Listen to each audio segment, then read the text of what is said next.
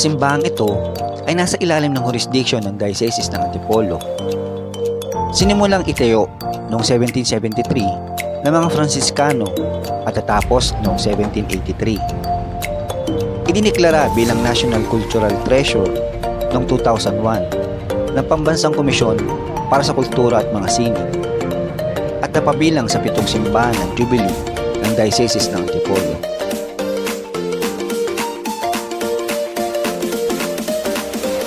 Kamusta mga ka-travel? Narito po tayo sa Simbahan ng Tanay o mas kilala bilang parokya ni San Ildefonso ng Toledo. Isang simbahan na pinagdedebatehan sa nakapalibot ng makasaysayang Station of the Cross. Pero bago po tayo magsimula, kayo po muna ay aking inaanyayahan na mag-subscribe at i-like ang aking channel. Pindutin na din ang notification bell para maging updated kayo sa mga bagong episodes na aking ilalabas. So tara mga ka-travel, samahan nyo ako. Ito ang aking kwento.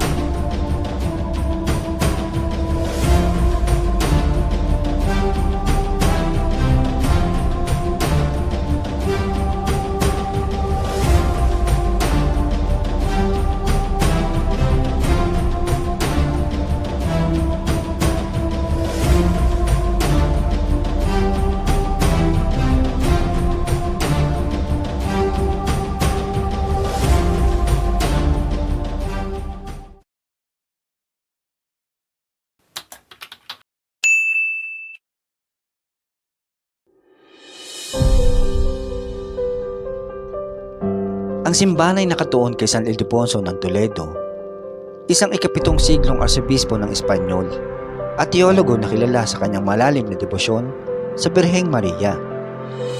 Siya ay pinagdiriwang para sa Miracle of the Virgin Josephine, kung saan pinaniniwala ang nagpakita sa kanya ang Birheng Maria na nagregalo ng isang sagradong kasuotan bilang tanda ng pagpapala.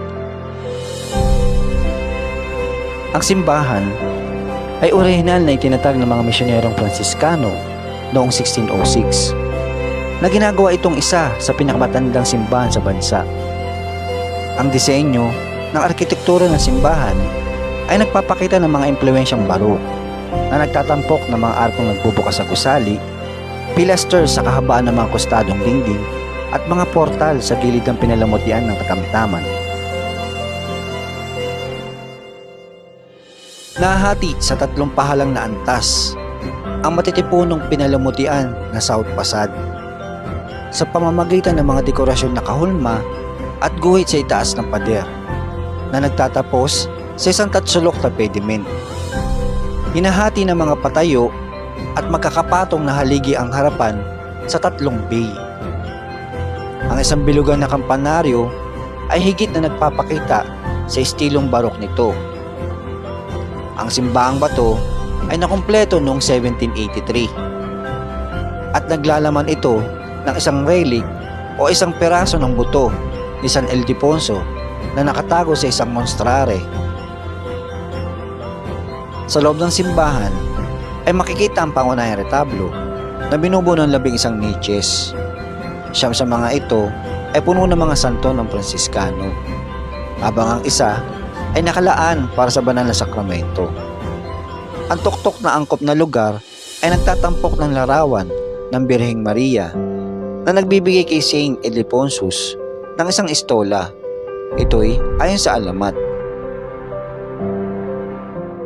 Mayroon ding magkatugmang collateral retablos at 2 mas maliit na kostadong dingding ng transepts.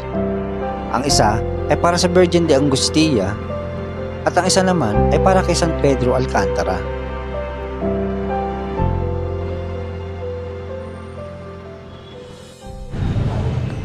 Mga ka-travel, nabigyan tayo ng pagkakataon para mahipo yung santo ni San Ildefonso.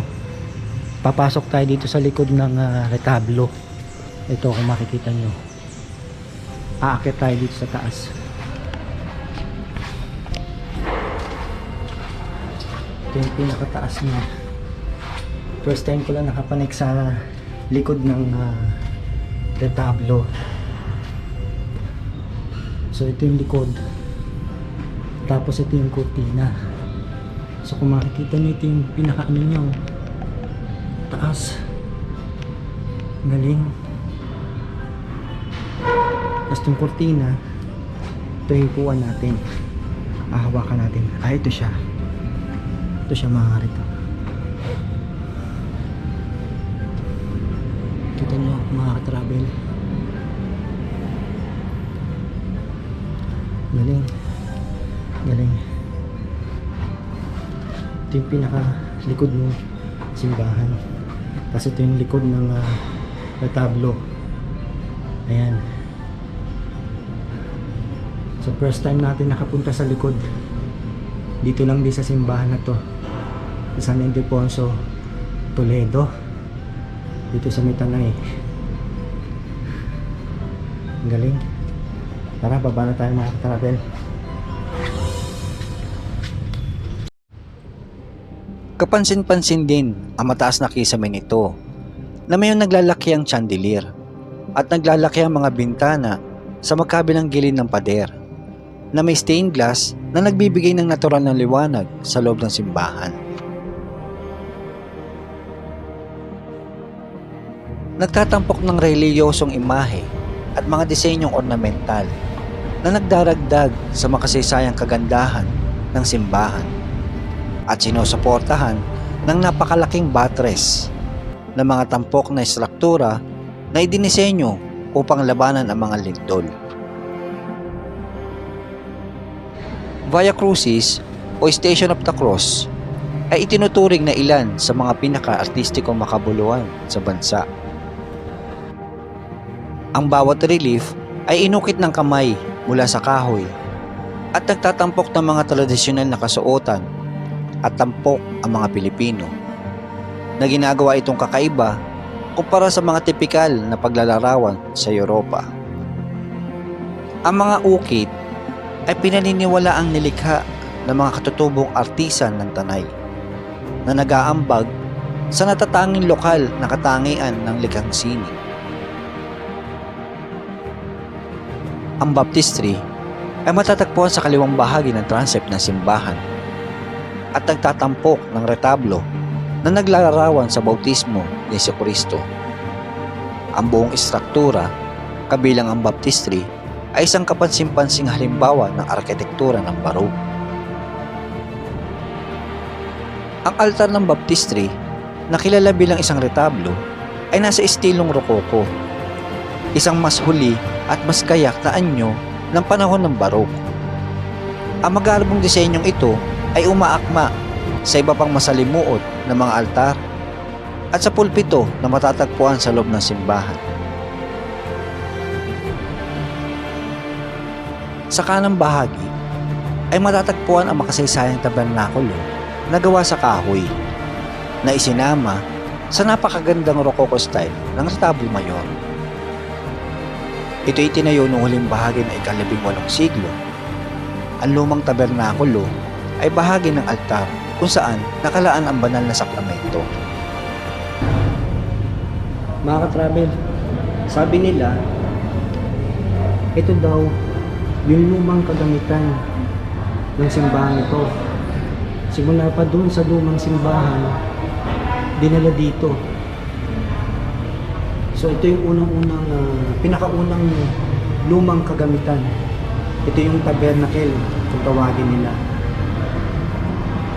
Ayan. So gawa siya sa kahoy. Hindi natin alam kung anong klaseng kahoy. So kung makikita nyo, lumang-luma na yung itsura. Tapos parang pinireserve na lang nila.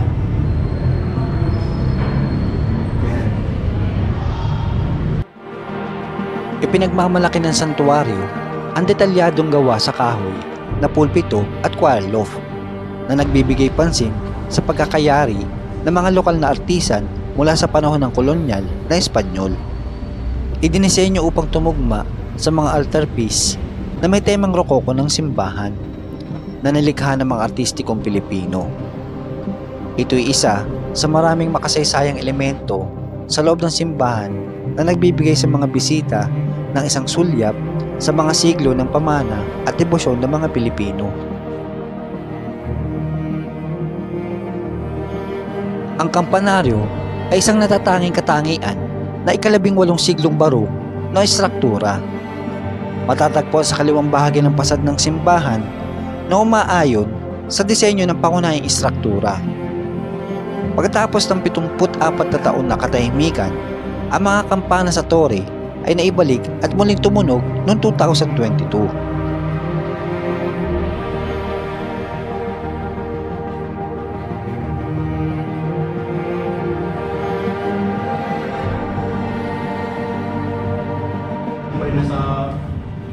Nasa Mexico. Pare po namin ito po si Father Ferdinand C. Dilatado. Siya ngayon yung bagong Hindi pare. hindi sila congregational eh. Diocesan sila. Dahil isa po na.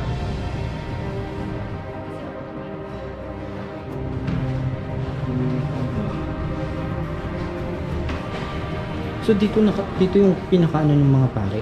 Ay, ito po yung bahay ng pare. Yan ang pinakabahay ng pare Opo. ito. Yan po ang pinakabahay ng pare. Mga kwarto niya. Ay, mga ano nila, oo. Ang galing, no? Tapos, ito, talagang asin, ito pa yung mga... Yan po yun. Gawa po ito kapag po yun kasi inaayos po eh. Napas din po ito. Club po ito ngayon. Oo. Kasi inaayos din po. Kasi Pero ibig sabihin, ito yung original talaga. Original po ito.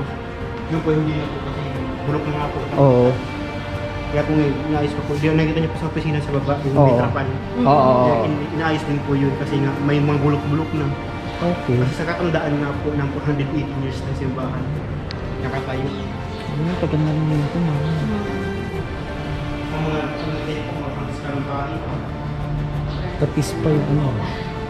Sa bintana na tapos meron siyang bintana sa baba. Tapos may mga upuan. Presko siguro dito makaka-travel pag nandito ka. Ganda, ganda. Punta natin yung sinasabi ni Kuya na choir loft.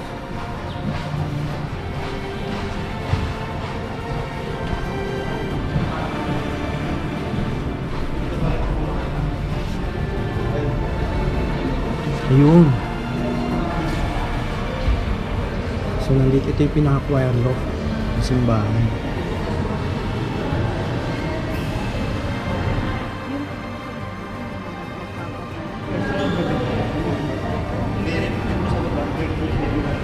Ito. Okay.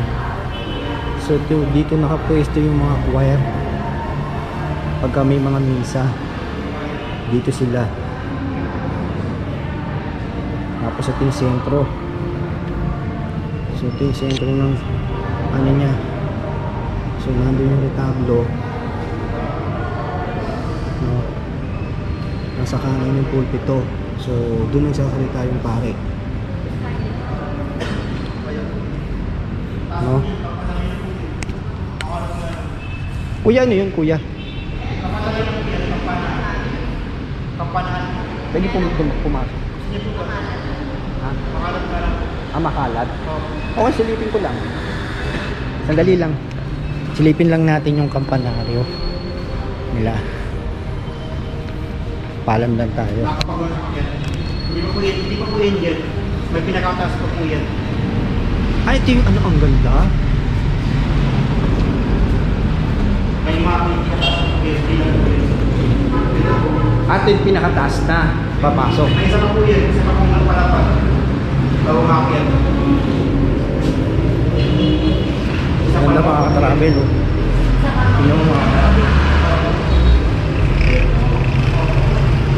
So, yun yung pinakababa. Tapos po nito, ikot na po. Isa pang ganyan. Tapos ikot na naman.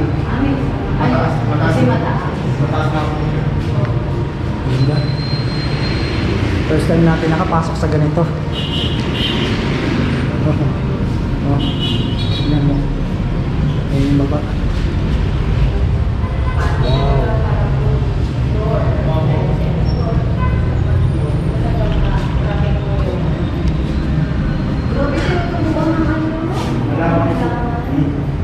Pag nag-init po, yung summer, yung po yun. Yung umulan, yung umulan. So parang nasa second floor pa lang tayo. Hindi na tayo papanig din sa pinakataas kasi sabi nila medyo magulo daw. Kaya hindi na muna tayo papanig. Okay. Thank you na lang. Thank you tayo. Kuya, thank you kuya.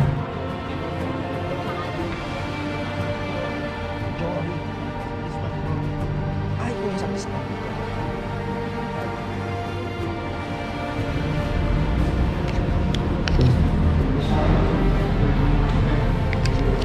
So, yun, nakapasya na tayo dito sa loob. So, yun lang. Okay? Sa loob ng maraming henerasyon, dalawang higanting puno na akasya ang nakatayo sa bakuran ng simbahan. Ang isa rito ay mahigit 100 taong gulang ay namatay. Sa halip na putulin, ang mga pinuno ng simbahan at mga eksperto ay nakahanap ng isang mas mahusay na paraan upang mapanatili ang memorya nito. Mga travel, kung nakikita nyo tong rebulto na to, yan, sabi nila, ito daw po yung puno ng akasya. So lumang puno ng akasya na yan, ang ginawa, sa putulin, inukit na lang nila. No? Inukit sila, si San Ildefonso, tsaka si Mama Mary. Ito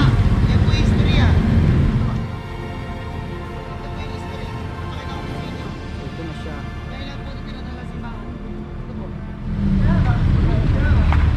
Galing. So ibig sabihin itong kahoy na to Yan po yung mag-asawa. ay akasya. Yan po yung mag-asawa. May pangalan po para yung po. Ito po. Ito po. Babae. Okay. Ang parokya ng San Ildefonso de Toledo ay hindi lamang isang lugar ng pagsamba, kundi isang buhay na museo ng arkitektura ng kolonyal na Pilipinong Espanyol.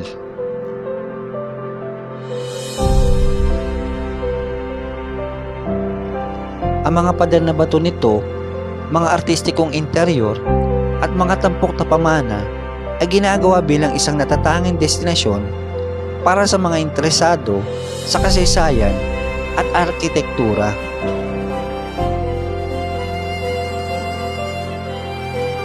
Hanggang dito na lamang muna tayo mga katravel. Sana'y nagustuhan nyo ang aking maikling kwento at sana'y meron kayong nakuwang kaunting kalaman sa episode natin ngayon. Maraming salamat mga katravel sa pagsama nyo sa akin. Hanggang sa muli.